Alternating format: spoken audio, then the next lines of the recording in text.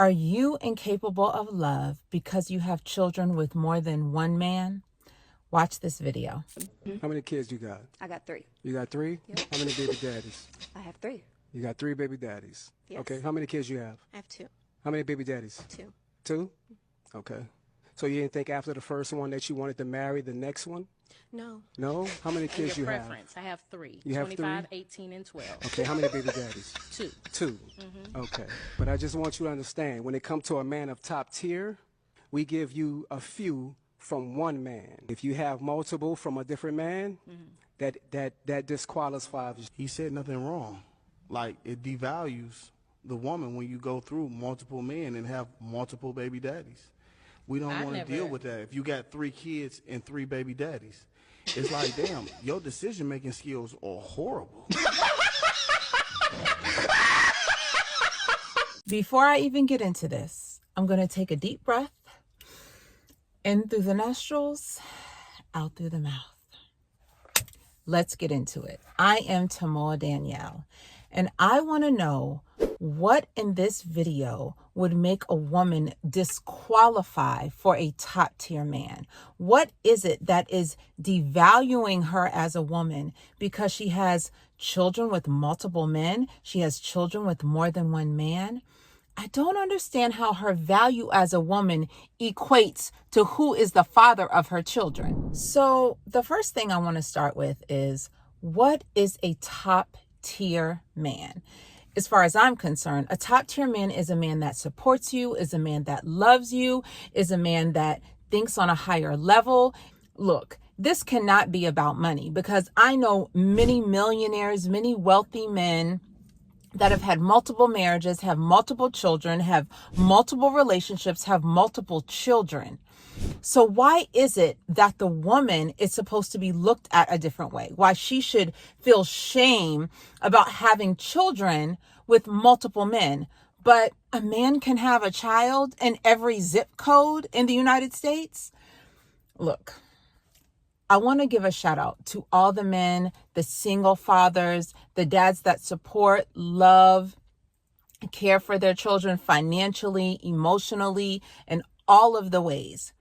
But I am talking about the men, possibly the men in this video, that somehow equates a woman's value with who she has sex with who she has children with, and how that is supposed to be something that is connected to everything that she is.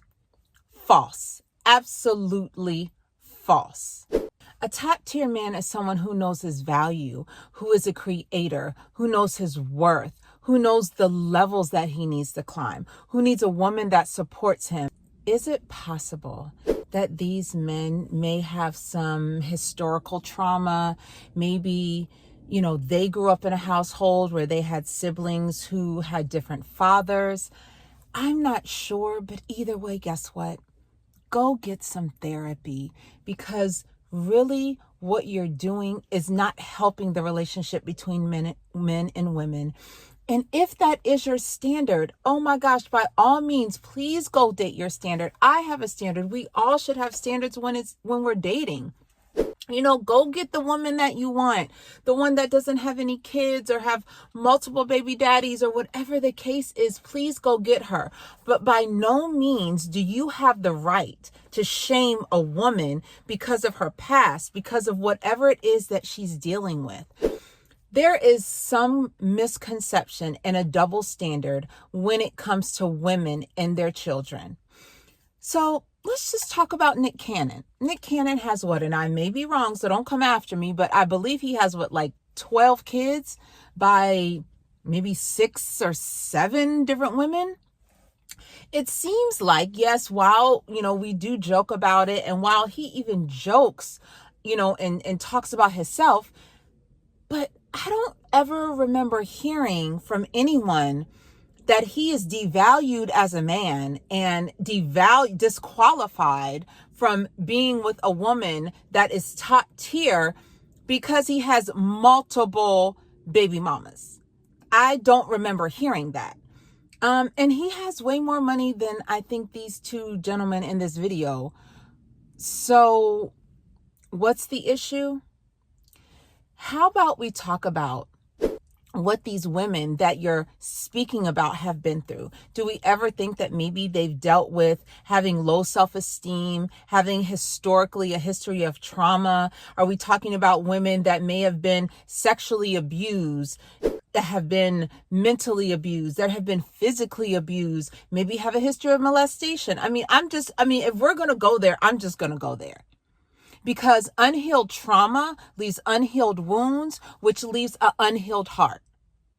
And it doesn't allow us to truly love ourselves and truly expand ourselves and truly attract the person that we should be with. But who are we to judge? Who are we to tell a woman that who gives birth, who is the giver of life, that somehow she is devalued as a woman because she has multiple children with other men?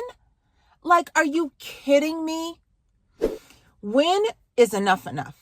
When is it time for us to love our queens, to love ourselves as men, to be leaders and to pour into these women, to mentor these women, to help these women discover who they really are inside instead of shaming them? Because let me tell you something, a top tier man does not have the time to sit there and degrade a woman. He doesn't have time to sit there and shame a woman and tell her that she has no value, that she's not qualified to be with him. So I say again, go be with the woman that you want to be with. And then I think the most insulting part, of course, after telling her that she's devalued or that she's disqualified to be with a top tier man, is then to ask her, well, did you ever consider marrying one of the men that you had a child with? Okay, and maybe she did, but maybe he wasn't the man for her. Let's just be real. Do people usually really get to know each other really in a deep way before they have sex? No. The majority of people that I know, no, they don't. Of course, we know that having sex with somebody can lead to having a child, getting pregnant. Maybe she discovered who she was after she got pregnant and did not want to be with him. That is possible. But let me say this, it takes two people. It takes two people. So somehow all of the onus of everything is on a woman. Men can have 20 children scattered all around the world, and he can have deniability that he even has a child. But the woman makes a choice to have a baby that she has to love, that she has to care for, that she made a choice to be a mom, and somehow you want to degrade her. Somehow you want to shame her. Somehow you want to tell her that she's not enough for another human being. We are going to continue to be in the same cycles and not build wealth and not be financially healthy and not be healthy in love and not love ourselves enough and not be the kings and queens that we need to be if we keep talking and dealing with this type of rhetoric. When I watched this, I literally wanted to cry because I thought about the women in this video. I could feel their hearts. Like I literally could feel how they felt. It's already, whether men know it or not, women sometimes feel powerless when it comes to men. Not all women, but some women, especially if they have a history of being victimized. They somehow feel less. They somehow feel small. When women, we have so much power. God put so much power in us, in who we are.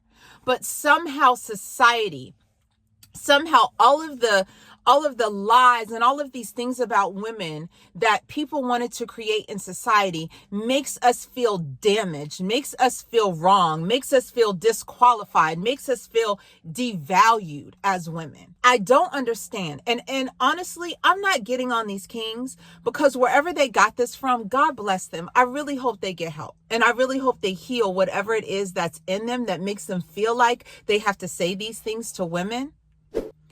But it is time for us to heal one another. It is time for us to support one another. It is time for us to be there for one another as women and men. It is time for us to go to therapy. It is time for us to build. It is time for us to become the creators and find our purpose that God wanted us to find, that God wanted us to be. Because if this is the way that you're making impact in the world, then maybe this is your gift. Maybe your gift is to literally talk to women like this.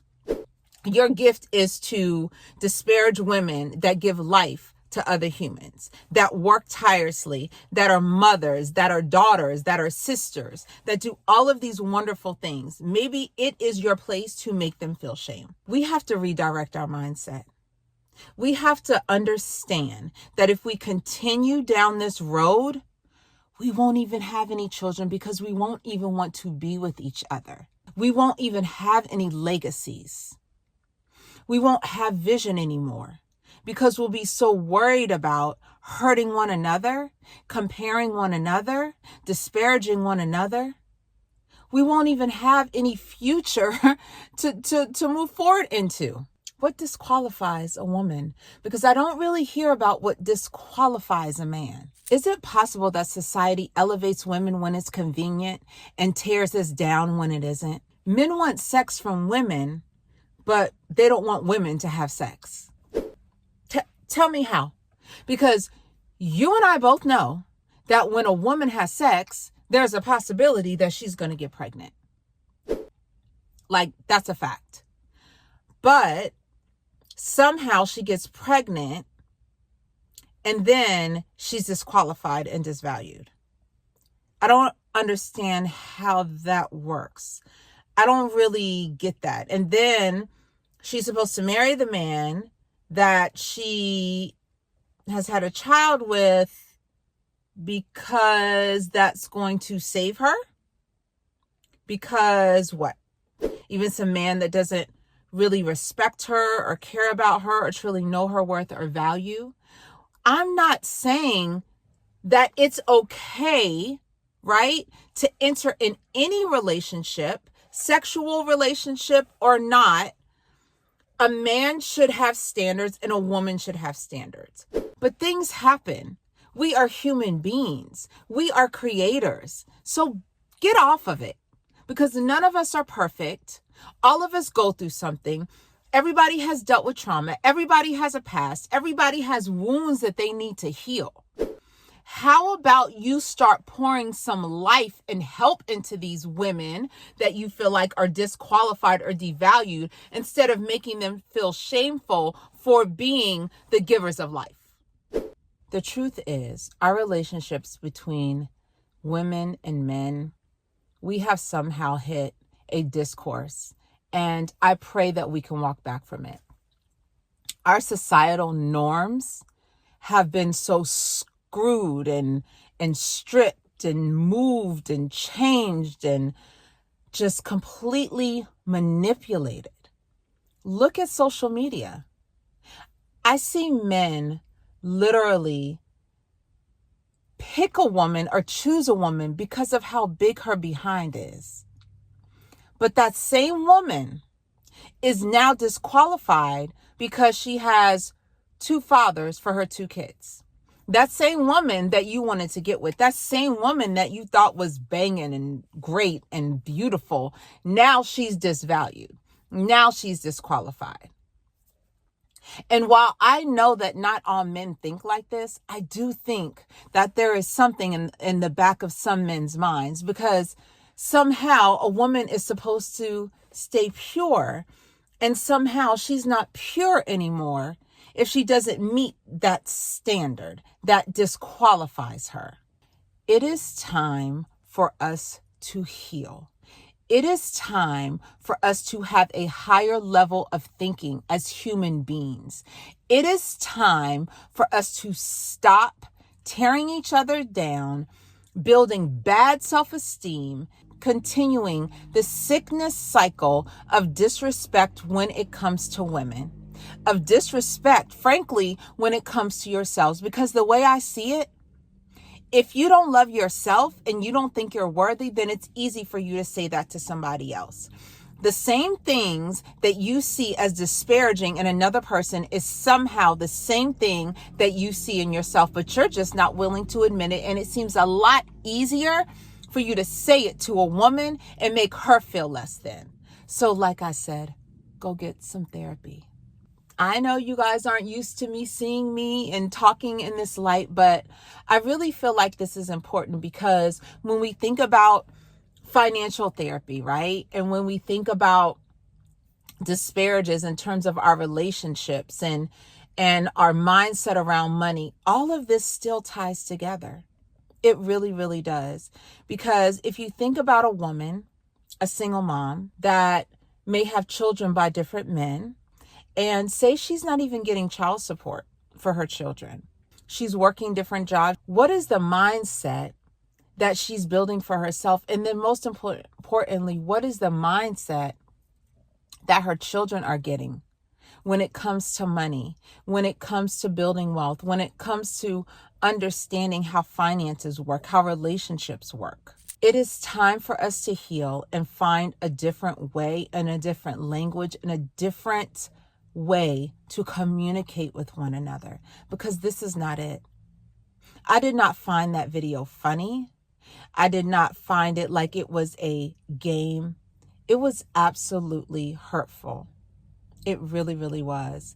And I pray for those women that were in that video that they did not walk away feeling less than, feeling like their self-worth was being questioned, feeling like they weren't able to be in a relationship with a man that was frankly worthy of them, thinking that they were not able to get in a relationship.